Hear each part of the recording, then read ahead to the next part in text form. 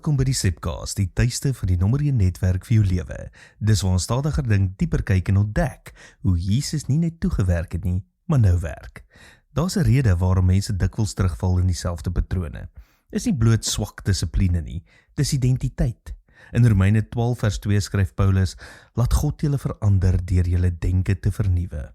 Let op, verandering begin nie by gedrag nie. Dit begin by denke. Moderne kultuur sê, jy moet jouself vind. Jesus sê, jy moet jouself nuut ontvang. Dit is 'n enorme verskil. Paulus het geglo Christene leef reeds as nuwe skepings binne in die ou wêreld. Met ander woorde, jy probeer nie iemand anders word nie. Jy leer leef soos wie jy reeds in Christus is.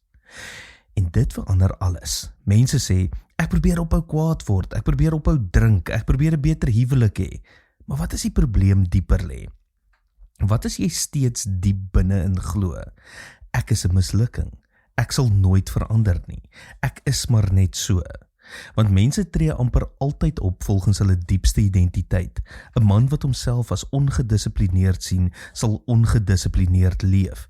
'n Vrou wat glo sy is waardeloos, sal dikwels verhoudings kies wat dit bevestig.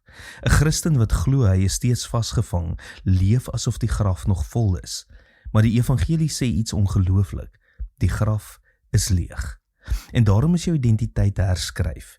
Jy is nie wat jy gedoen het nie. Jy is nie jou grootste mislukking nie. Jy is nie die stemme van jou verlede nie. God noem jou geliefd. God noem jou sy kind. God noem jou 'n ambassadeur van sy koninkryk. En hier raak ons visie weer prakties. Die nommer 1 netwerk vir jou lewe. Want identiteit word gevorm in gemeenskap. Dis waarom mense rondom jou so belangrik is. Die mense waarmee jy aanbid, eet, bid, werk en leef, begin jou herinner wie jy werklik is. Die wêreld vorm mense deur algoritmes. Jesus vorm mense deur gemeenskap. En dalk is die grootste verandering wat jy nodig het, nie nuwe gedrag nie, maar 'n nuwe storie oor wie jy werklik is. Tot môre, mooi loop.